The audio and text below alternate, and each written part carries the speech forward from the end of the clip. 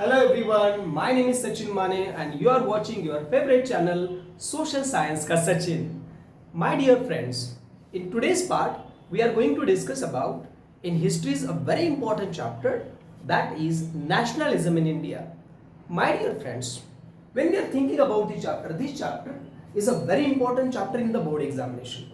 This chapter is not only important for theoretical questions but even it is important for map work as well. So let's understand the important concepts, the important events, important names, important activities and even at the map work questions based on the chapter. So let's begin the chapter.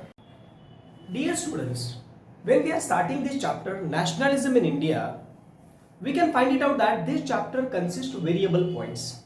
The first point of the chapter tells about the effect of First World War on India. Then we'll be discussing about the Satyagraha movement. After that, we'll be discussing about the Rowlatt Act. Then we'll be dealing with the Khilafat movement.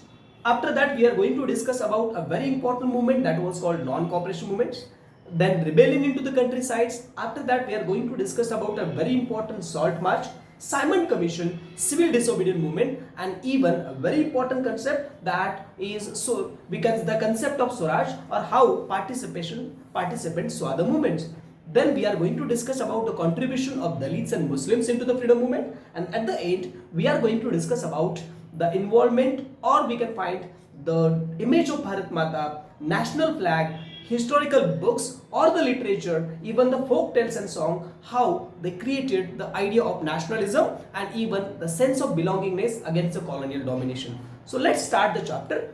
My dear students, when we are thinking about this First World War, we can find it out that this First World War, actually this chapter starts from the First World War. When we are thinking about this First World War started from 1914 and it has ended into the 1918. You might be knowing that this First World War was fought between two powers. One was the Allied powers and another were the Central powers. From the Allied powers, you might be knowing that there were the Britain, France, Russia, these were some of the supreme powers, and from the Central powers, we were having Germany, Austria, Italy, these were the prominent countries from the Central powers and even the Turkish Empire as well. Now, into this First World War, Allied powers won the war and Central powers, they defeated the war. Even when we are thinking about when the Central powers were defeated into this war and the Allied powers won the war, into this war, actually the India was not directly involved into the First World War, but also we can say that as the Britishers, they were directly involved into the First World War and Britishers were ruling to us, they have established a colonial domination over us. So India also got affected during this contemporary timeline. India was also faced, we can say that, some problems or some kinds of challenges during the First World War. Especially if you think about those challenges, we can find it out that during the same timeline from 1914 to the 1918, during the First World War time, just because of this colonial domination over us, the market prices, we can say that, or the food prices into the market was drastically increasing. Even the common poor people, they were unable to bear, they were unable to get the food because in such a way the rapidly increasing the food prices into the market. At the same time, one more problem we were facing, that the Britishers, as they were directly involved into the First World War and they wanted to regain these war expenses, so they started imposing the taxes. Even I just wanted to tell you that the taxes were increased in such a way that almost into this same timeline during the First World War, the taxes were almost doubled during the First World War. Even at the same time, India was facing the numerous challenges. One of the important challenge which we faced, that was called as an epidemic influenza. So into these circumstances, when the Indian freedom movement was at the peak, that time one of the important incident took place in India, that was beginning of Satyagraha movement. In January 1915, Mahatma Gandhi came to India from South Africa. When Mahatma Gandhi returned to India from South Africa, the first and very important movement which was led by Mahatma Gandhi, that was Satyagraha movement. Actually, in Mahatma Gandhi's life, Mahatma Gandhi started four important movements. First movement was a Satyagraha movement. Second movement was a non-cooperation movement. Third movement was civil disobedience movement, and the fourth one was a Quit India movement. But into this chapter, we are going to discuss about three important movements: Satyagraha movement, non-cooperation movement and civil disobedience movement. So the first movement which was led by Mahatma Gandhi, that was Satyagraha movement. into the Satyagraha movement, which when the Mahatma Gandhi started this movement, which was called as a Satyagraha movement. Let's understand what was the Satyagraha movement. Actually, when the Satyagraha movement was started, it was the first and important mass agitation which the Mahatma Gandhi which was started. It was the first nationwide Satyagraha, nationwide mass agitation which was led by Mahatma Gandhi. Into this, Mahatma Gandhi wanted that they actually into the Satyagraha movement. There were two basic principles. One was first one which was a truth, and the second one was non-violence. So the truth and the non-violence were the basic principles of Satyagraha. Now the question may rise that why Mahatma Gandhi has selected truth and non-violence. It is just because Mahatma Gandhi was insisting that why the truth and non-violence were the basic principles of Satyagraha movement, because Mahatma Gandhi was believing that when we are fighting for the truth, when we are fighting for the noble cause, when we are fighting against the injustice, then the violence is not required, then the violence is not necessary. So that the path of truth, the path of non-violence were the basic weapons which was used by Mahatma Gandhi during the Satyagraha movement. Even then into the Satyagraha movements, day by day, we can find it out the volunteers were continuously increasing. Even the factory workers, dock workers, many people, peasants and farmers were voluntarily joining. It was a nationwide mass agitation led by Mahatma Gandhi. Even I just wanted to tell you that to support the Satyagraha movement, Mahatma Gandhi visited many places. Among that, the prominent places were the indigo plantation workers in Champaran in Bihar. They wanted to join the Satyagraha movement, so Mahatma Gandhi visited Champaran in Bihar to support the Satyagraha movement. This question is a very important for board examination, that which are the places Mahatma Gandhi visited. Mahatma Gandhi visited Champaran in Bihar, where the indigo plantation workers wanted to join the Satyagraha movement. Then next, Mahatma Gandhi visited Kheda district in Gujarat, where the peasants and farmers, they wanted to be the part of the Satyagraha movement. Why they wanted? Because the Britishers have imposed the high revenues and the taxes over them. So against those, we can find all the peasants and farmers in Kheda district in Gujarat. They wanted to be the part of the Satyagraha movement. So Gandhiji visited Kheda district in Gujarat, and even at the same timeline in 1918, Mahatma Gandhi visited Ahmedabad, where the cotton mill workers wanted to be the part of the Satyagraha movement. They wanted to join the Satyagraha movement. To support the Satyagraha, Mahatma Gandhi visited many places. My dear friends, Satyagraha movement was one of the important and powerful movement led by Mahatma Gandhi. Even the British administration was also, they were unable to understand how can we control this movement. Why? Because without any violence.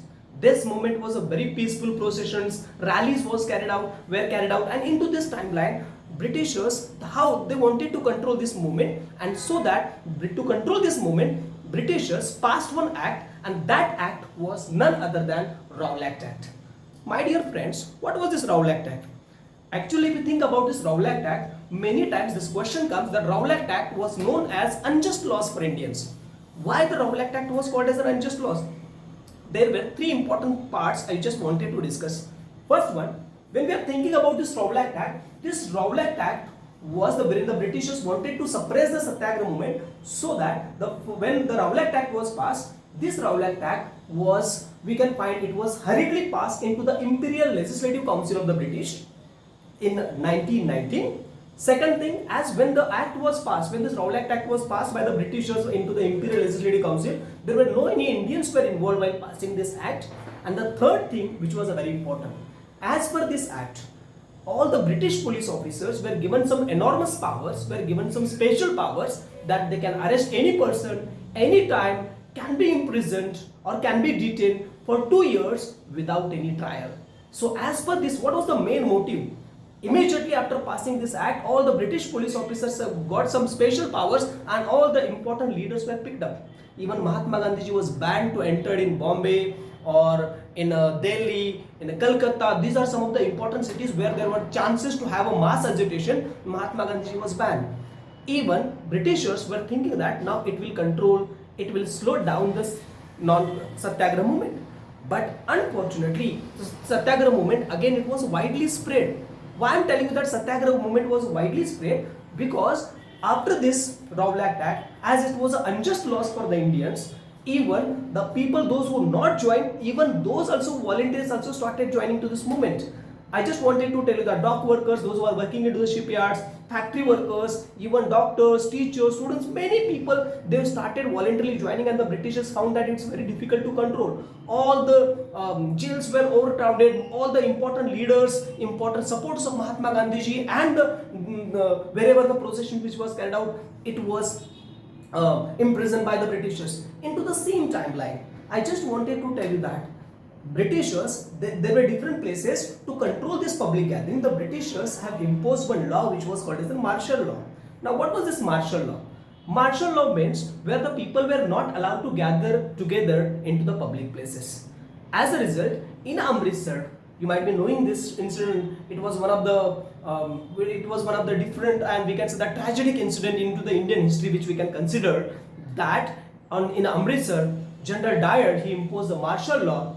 And it was a time of a Baisakhi fair where all the people, farmers, they wanted to celebrate this Baisakhi fair festival, and all these people, they gathered together, they carried out a rally into the Amritsar. General Dyer has imposed the martial law, but unfortunately these poor and innocent people, they were unaware about this martial law. As a result, all these people, they gathered together at a place called Jallianwala Bagh, and into the Jallianwala Bagh, General Dyer came with his troop, came with his force, and he blocked the entrance, and unfortunately he has given the order for open fire onto the common people, into that the small children, women, old age people, all the people became the victim of that. And this incident, this tragedy of Jallianwala Bagh, which was one of the most deadliest incident into the Indian history, which has created the mass agitation. When the General Dyer was asked for the justification why he has given the order for open fire, then he told that he wanted to create a terror among the Indians.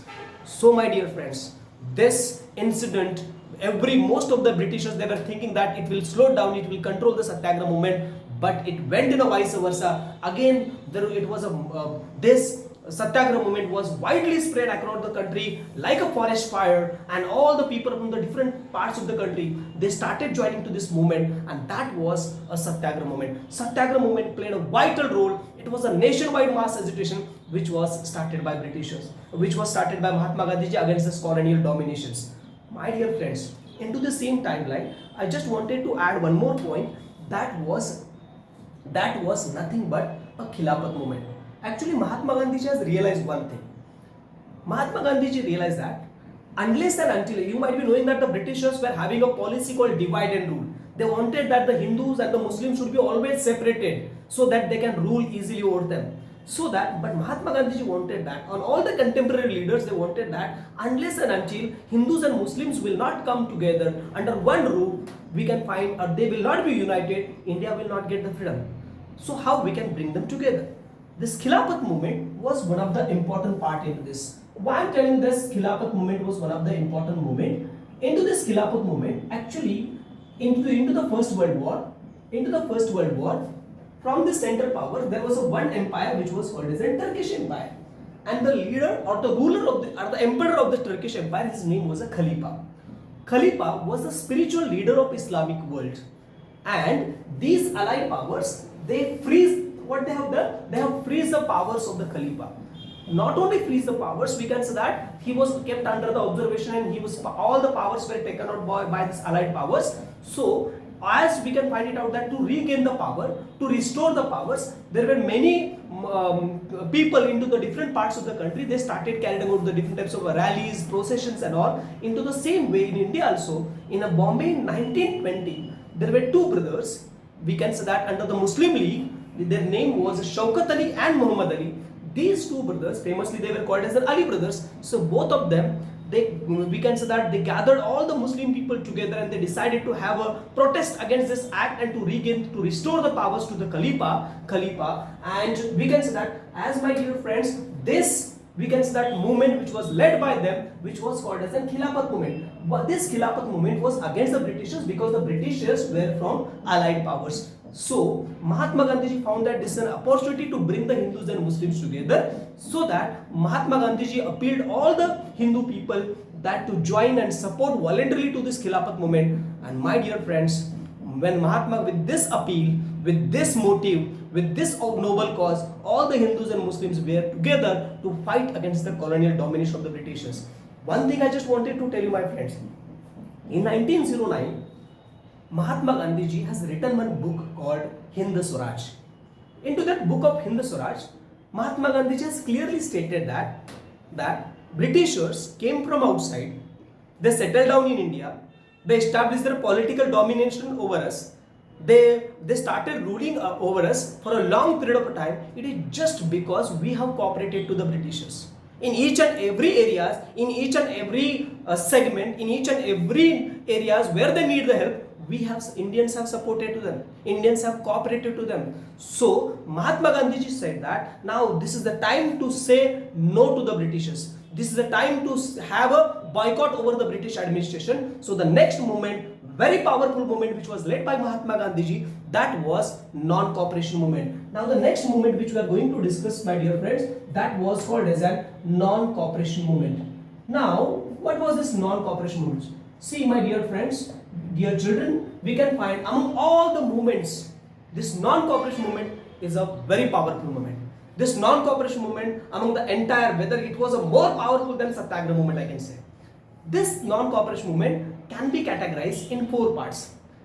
First one, why non-cooperation? Second, what were the activities of non-cooperation? Third one, why the non-cooperation movement has slowed down and why the non-cooperation movement was called off by Mahatma Gandhi ji. Let's try to understand why non-cooperation. When Mahatma Gandhi ji, as I told you that into the book of Hind Swaraj, Mahatma Gandhi ji said that the Britishers, they settled down in India, they started establishing their political domination over us because we have cooperated to the Britishers. So Mahatma Gandhi ji said that if you refuse, if you boycott, we can find it out, if you say no to the Britishers, then the Britishers will no longer survive in India. So it is a non-cooperation means total refusal. Non-cooperation means total boycott to the British administration. Boycotting, refusing, it doesn't mean that not to purchase the foreign clothes or something like that. Refusing the foreign clothes, refusing the foreign products. Along with that, we will not work under the British schools, colleges, universities. We will not work into the British administration. We will not accept all the awards or any kinds of titles which was offered by the Britishers and all. So there was a total, wherever areas we are associated with the Britishers, it is we should totally refuse to that. And this, so that the Mahatma Gandhi started this movement, that was a non-cooperation movement, a very strong and a powerful movement led by Mahatma Gandhi ji. Now, under this part of this non-cooperation movement, this movement was a very short-term movement, my dear friends. But when the Mahatma Gandhi ji started this non-cooperation movement, into this movement, immediately when the Mahatma Gandhi declared that to start a non-cooperation movement, we can find all the students, teachers, professors, university students, all of them, they left the schools, colleges, universities.